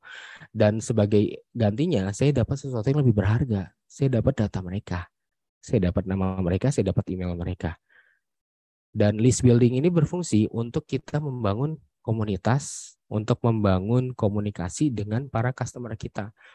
Jadi kita setelah kita dapat list building itu, apa yang kita lakukan? Kita komunikasi ke mereka. Kita bisa kirim email atau mungkin kita bisa kirim WhatsApp atau kita bisa kirim SMS, silakan yang sesuai dengan karakter target audience kita. Tapi tentunya bukan cuma di spamin ya jatuhnya ya. Tiba-tiba setiap hari dapat di spam. Beli sekarang, diskon 50%. Beli sekarang, diskon nggak gitu. Kita bikin jalin komunikasi. Kita bikin mereka selalu ingat kita. Kita bikin produk kita itu jadi top of mind-nya mereka dengan apa? Rajin berkomunikasi melalui list building itu. Bisa juga dengan kita masukin mereka ke dalam satu grup WA atau grup Telegram, terus kita berbagi tips-tips seputar pertanian di situ, ya kan? Bukan jualan, berbagi tips pertanian atau apapun yang sesuai dengan relate dengan produk kita. Atau misalnya saya nggak mau di grup, nggak apa-apa. Email, kita kirimin mereka email secara berkala setiap minggunya. Kita share tips-tips tentang pertanian tadi. Atau SMS buah itu untuk jadi bikin produk kita atau kita itu jadi top of mind. Jadi suatu saat mereka butuh produk kita, yang produk seputar itu, misalnya butuh alat-alat pertanian misalnya, yang keingetan di otak mereka kita, karena kita rajin berkomunikasi ke mereka setiap minggu. Nah, itu salah satu cara untuk ngebikin mereka balik lagi ya, dengan cara list building tadi, kita kumpulin database mereka. Semoga terjawab. Silakan Mas Rian, saya kembalikan. Oke, terima kasih Mas Ipan untuk jawabannya. Cukup jelas dan rinci sekali ya dari setiap jawaban dari setiap pertanyaan. Mungkin itu pertanyaan terakhir ya Mas Ipan, karena waktu sudah menunjukkan pukul 16.50. Terima kasih kepada Mas Ipan Anwar atas materinya dan perkenalan hari ini pada narasumber di webinar kali ini. Jangan lupa rekan-rekan, karena webinar minggu depan juga kita masih dengan Mas Ipan ya, karena tadi udah di-spill nih materinya apa nih, yang ketiga itu tentang niche ya, tentang niche Ya, atau betul. ceruk Tentang niche market ya, content, ceruk pasar. ya, betul. Nah, jadi buat rekan-rekan yang mungkin belum mengikuti dari webinar awal, silakan bisa mengunjungi YouTube Pusat Pendidikan Pertanian, karena di sana ada siaran ulang atau rekaman dari webinar, setiap webinar kita ya. Jadi biar nyambung gitu, gak terputus materinya.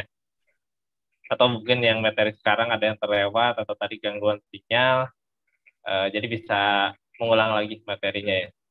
Juga kalau yang bertanya materi, nanti kita akan share di Instagram master.co.id. Kita lagi kolek dulu materinya, jadi jangan lupa kunjungi Instagram @master.co.id. Dan juga jangan lupa di follow juga ya Instagramnya, sehingga tidak ketinggalan info webinar selanjutnya. Oke, sekarang kita sesi foto bersama dulu Mas Ivan. Siap, buat Mas. ya. Ini yang saya nanti-nanti, Mas. Sekarang rekan-rekan diharapkan untuk open kameranya ya. Bisa dibantu Mbak Salma untuk screen capture ya, Mbak Salma.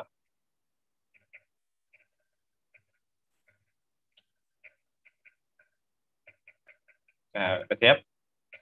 Oke, untuk halaman pertama ya saya hitung ya. 1, 2, 3. Oke, sudah Mbak Salma. Selanjutnya halaman kedua. 1, 2, 3. Oke, terima kasih. Oh iya, sebelum lupa terlewat nih. Ada sertifikat untuk Mas Ipan ya. Saya share. Oh, oke. Ya, ini hampir udah lupa nih. Terlalu semangat untuk foto bareng kita, Mas. Izin saya share screen, nanti dibantu capture sama Mbak Salma ya. Nah, ini sertifikat dari kami untuk Mas Ipan. Terima kasih, teman-teman. Ya, sudah banyak banget nih sertifikatnya Mas Ipan dari Mas Tor ini. Karena ini jadi narasumber favorit kayaknya. Terima kasih, terima kasih. Oke, sudah ya Mbak Salma. Oke, saya stop share. Oke, terima kasih Mas Ipan atas waktu dan materinya. Sama-sama. Mohon maaf kalau ada salah-salah kata ya. Oke, Saya sampai jumpa izin Mas Ipan. pamit teman-teman ya. Siap. Oke, sampai jumpa Mas Ipan. Oke, baik. Selanjutnya ada materi dari tim Master, Mbak Salma Latifah, Pramdani. Beliau merupakan salah satu dari founder Master yang akan menjelaskan tentang pengenalan website Master, juga cara registrasi di website Master ini. Silakan Mbak Salma, waktu dan layar kami persilakan. Baik, terima kasih Karian selaku moderator pada webinar kita kali ini. Sebelumnya yang terhormat kepada seluruh pimpinan dan staf dari Pusat Pendidikan Pertanian dan Mas Ivan yang sudah keluar tadi, Masya Allah materinya.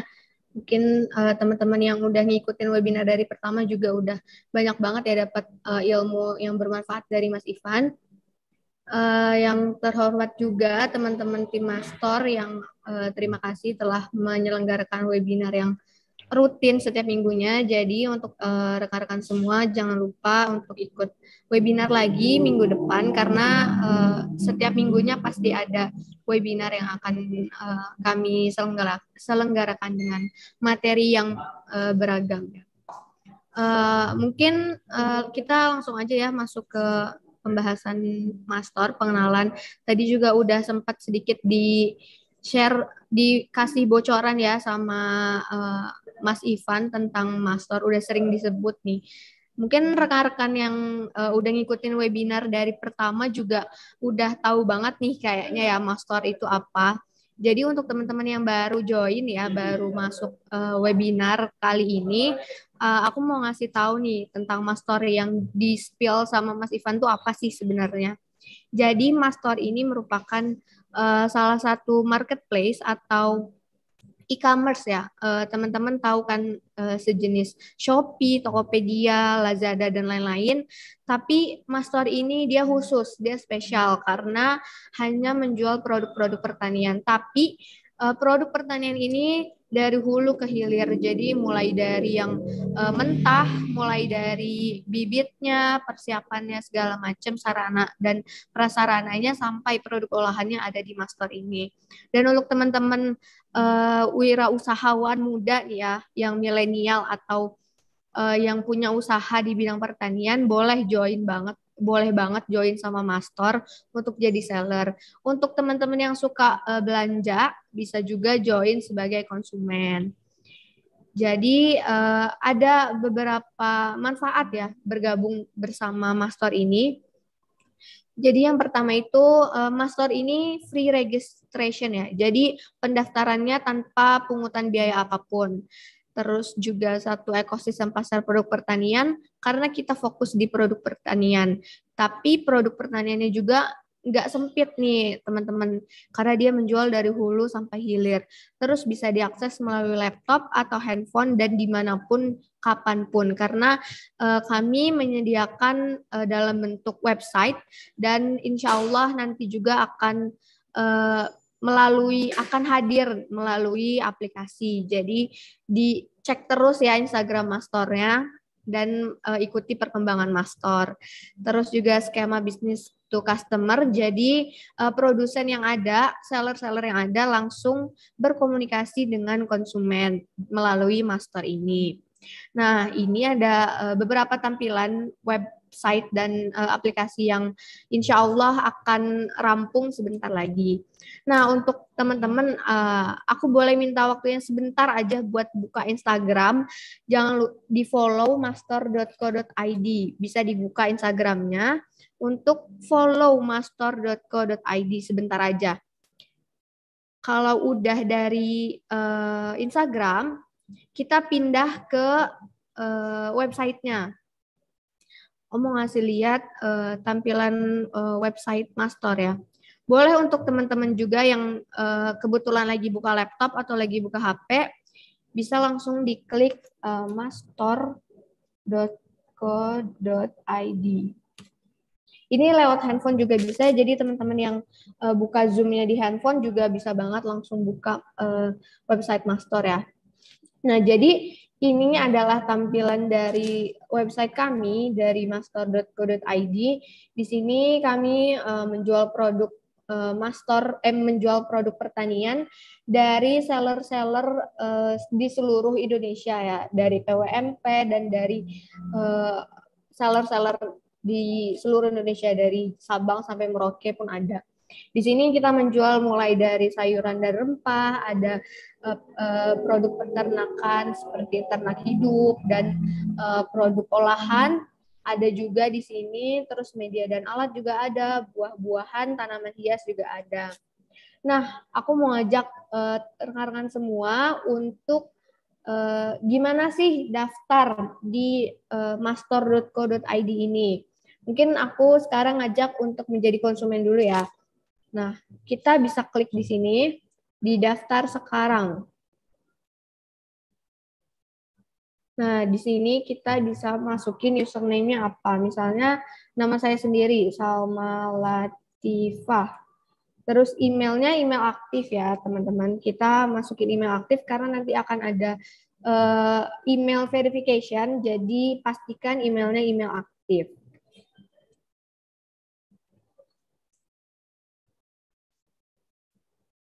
Nah, habis itu masukkan nomor telepon, jenis kelamin, dan buat passwordnya. Setelah itu kita daftar.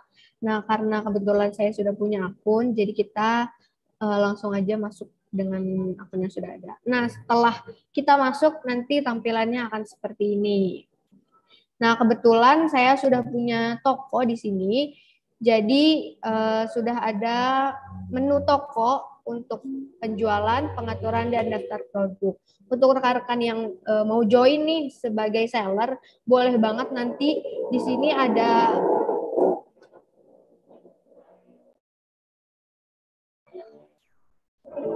teman-teman yang mau join jadi seller, nanti di sini ada pilihan buat toko. Jadi teman-teman yang mau jualan, yang punya produk-produk pertanian seperti olahan dari susu atau dari apapun itu, bisa dijual di Mastor dengan membuat toko di Mastor. Nah, untuk teman-teman yang mau jadi konsumen juga boleh banget. Setelah teman-teman bikin akun, teman-teman udah bisa langsung belanja di mastor.co.id. Jadi apa yang teman-teman butuhkan, misalnya teman-teman butuh sayuran, mau belanja sayuran, boleh banget di sini juga ada jamur tiram putih, bisa nanti langsung dipesan aja. Tinggal diklik nanti ini muncul deskripsi fotonya. Mohon maaf jaringannya agak lama ya. Pokoknya intinya teman-teman bisa mendapatkan semua produk insya Allah semua produk yang teman-teman butuhkan di master.co.id. Mungkin sekian dari tutor ya, sedikit tutor untuk daftar menjadi konsumen maupun seller di master.co.id. Diharapkan kepada semua teman-teman jangan bosan-bosan ikut webinar Master ya, karena banyak banget ilmu yang bermanfaat, relasi juga banyak dapat, terus juga ada pengalaman-pengalaman yang baru mungkin untuk teman-teman. Dan jangan lupa di follow Instagram Master dan dicek terus website Master. Mungkin sekian, dikembalikan kepada moderator Karian. Terima kasih. Terima kasih Kak Salma atas materinya ya. Jadi buat rekan-rekan yang belum tahu Master itu apa, silakan cek langsung ke websitenya di www.master.id. Juga jangan lupa untuk follow IG kami di @master.co.id. Nah, di sana juga kita sering ngadain info-info webinar di story kita, di postingan kita. Jadi biar gak ketinggalan, boleh di follow IG-nya Master. Oke, baik. Kita sudah berada di ujung acara. Sebelum ditutup, kita akan mendengarkan closing statement dari Pak Willy Samudralaya. Beliau adalah subkoordinator peserta didik di Pusat Pendidikan Pertanian. Selamat sore Pak Willy. Assalamualaikum, selamat sore Mas Rian. Waalaikumsalam. Pak Willy nih udah siap untuk closing statement ya Pak Willy, mewakili Bukapus. Silakan Pak, waktu dan tempat saya persilakan. Ya, terima kasih Mas Rian. Jadi izin Bapak Ibu, saya mewakili Bukapus karena Bukapus sedang berhalangan, Bu Ineke sebagai koordinator di penyelenggaraan pendidikan juga sedang berhalangan. Sehingga pada kesempatan sore hari ini saya menyampaikan closing statement dari Bukapus. Jadi Bapak Ibu sekalian, ini untuk Master ini episodenya udah cukup banyak. Udah episode ke-7 dan materinya cukup bagus-bagus.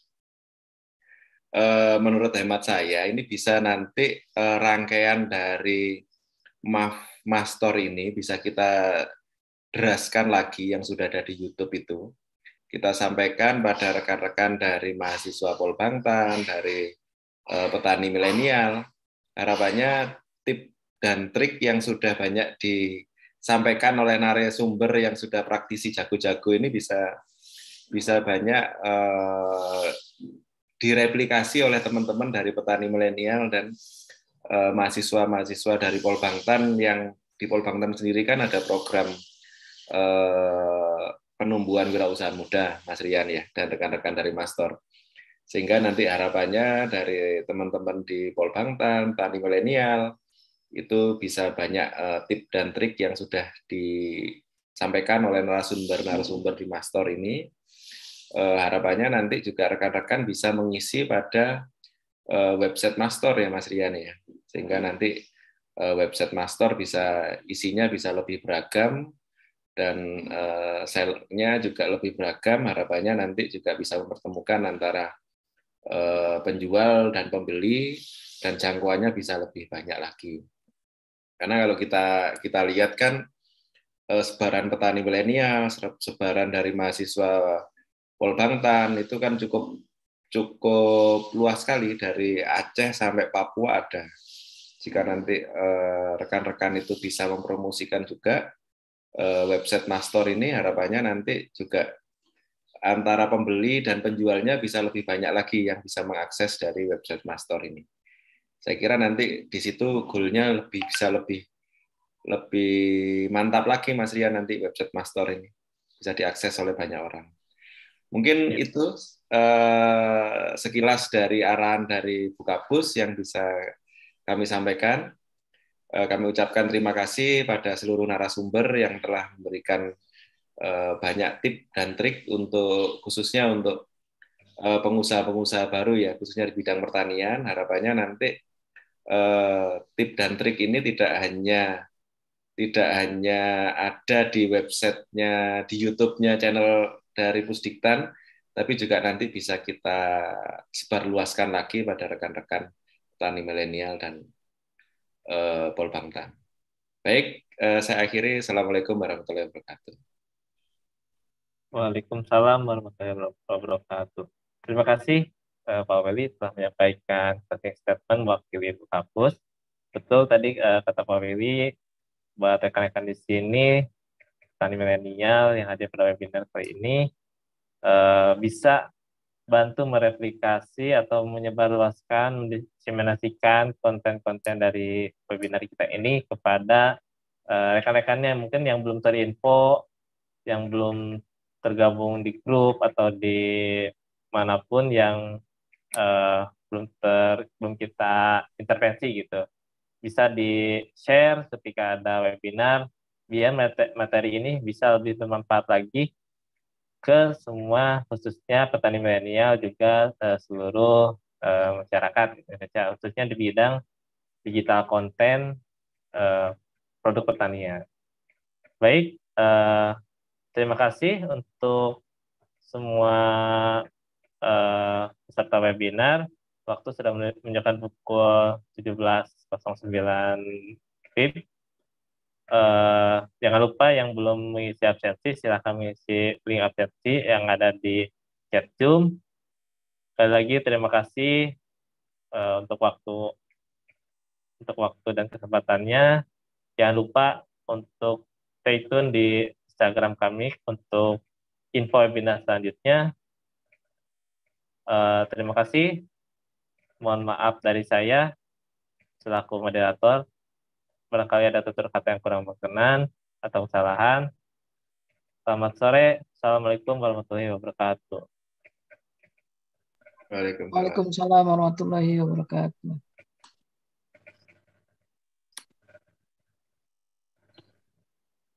Sekali lagi untuk absensi kami share di chat Zoom, silakan untuk mengisi, dan itu sudah otomatis untuk sertifikat juga akan terkirim ke email yang tercantum di daftar hadir tersebut.